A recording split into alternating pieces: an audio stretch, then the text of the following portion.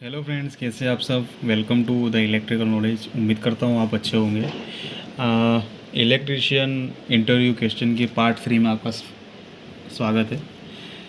जैसे कि आप देख पा रहे हैं, हमारा सबसे पहला क्वेश्चन है how to find load current of AC generator. अक्सर हम इंटरव्यू में देखते हैं कि हमको ये सवाल होता है कि पर्टिकुलर हमको कोई जनरेटर दे दिया जाता है और उसका करंट फाइंड करने को बोला जाता है। तो अक्सर आज हम इस वीडियो के दौरान मैं आपको एक शॉर्टकट भी बताने वाला हूँ कि एकदम क्विकली आप कैसे करंट को कैलकुलेट कर सकते हो, और इसका फॉर्मूला के थ्रू भी बताने वाला हूँ। जैसे कि आप इधर मैंने दिखाया हुआ है कि ampere is equal to K V into 1000 divided by √3 into 415। ठीक है, ये के वी जो है हमारा डी जी का जितना के वी है वो लिखा जाएगा इंटू 1000। ये के वी इसलिए 1000 लिखेंगे। ठीक है, डिवाइडेड बाय ये हमारी √3 वैल्यू है इंटू 415 करेंगे। 3 फेज है इसलिए हम 415 करेंगे।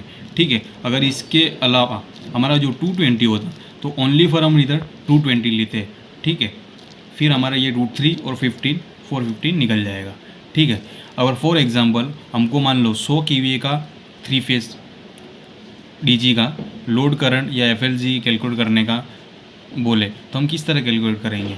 जैसे कि आप इधर देख पा रहे हैं, मैंने 100 केवी इसलिए 100 इस तरह इधर लिखा हुआ है। अब 1 केवीए इसलिए मैंने इंटू 1000 किया हुआ है, डिवाइडेड बाय √3 415 की वैल्यू रखी हुई है।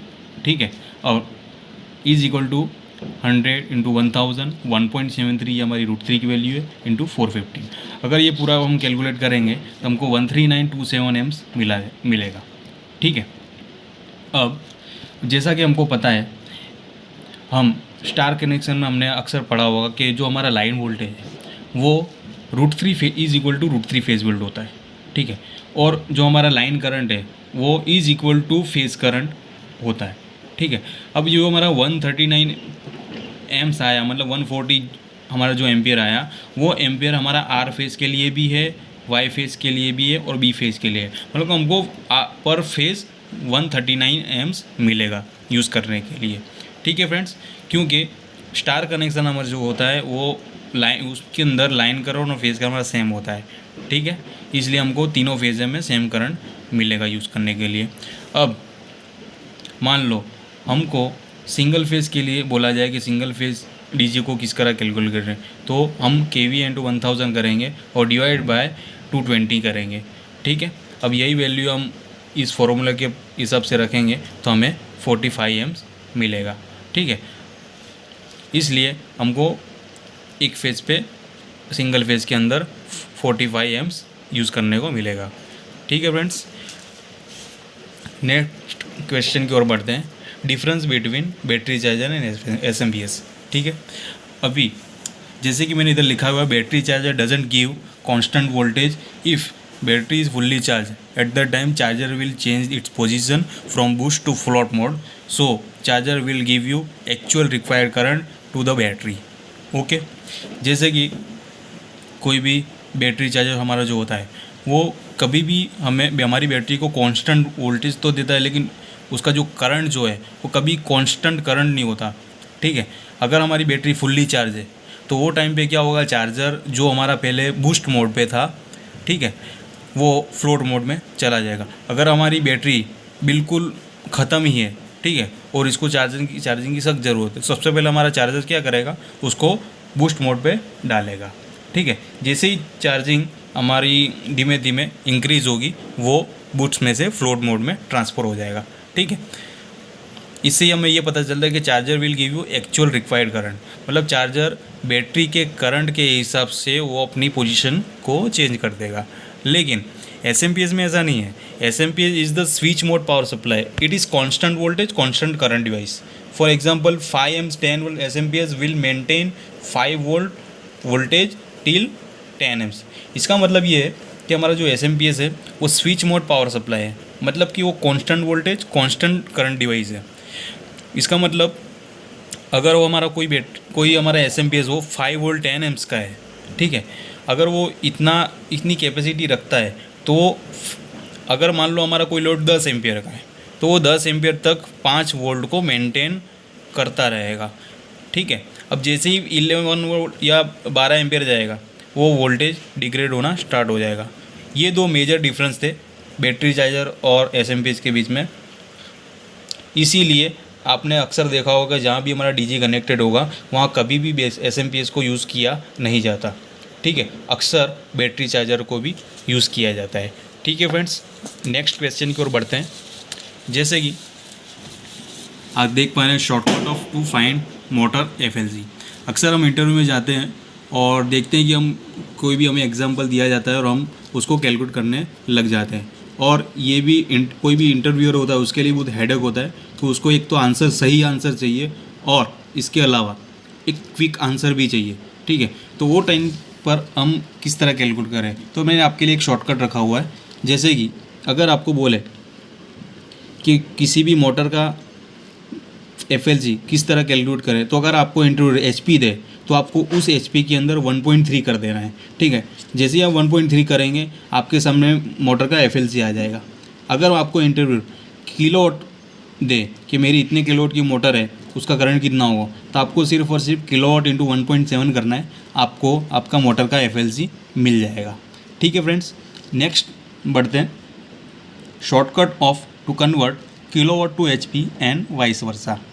ठीक है, ये क्वेश्चन भी ऊपर के क्वेश्चन के जैसा ही कुछ मिलता जुलता है।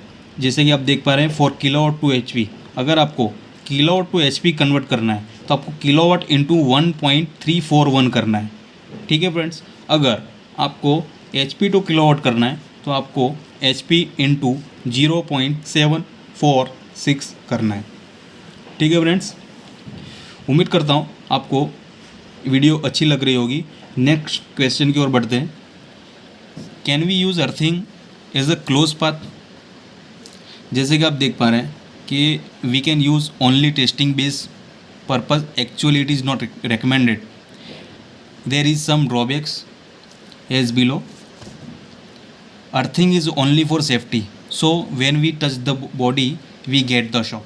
जैसे कि आप देख पा रहे हैं कि क्वेश्चन हमारा ये कि अगर हमारा अर्थिंग वायर जो है उसको क्या हम सर्किट की क्लोज पाथ की तरह यूज़ कर सकते हैं या नहीं, न्यूट्रल की जगह पे, इन शॉर्ट न्यूट्रल की जगह पे यूज़ कर सकते हैं या नहीं। तो इसका जवाब है उसको हम ओनली फॉर टेस्टिंग बेस के पर्पज़ पे ही यूज़ कर सकते हैं। बाकी एक्चुअली ये रिकमेंडेड बिल्कुल नहीं है, हरगिज़ नहीं है। ठीक है, उसके कुछ ड्रॉबैक्स हैं जो हम आगे देख पाएंगे। जैसे कि मैंने पहले किया हुआ है, earthing is only for safety, वो ओनली फॉर सेफ्टी के लिए।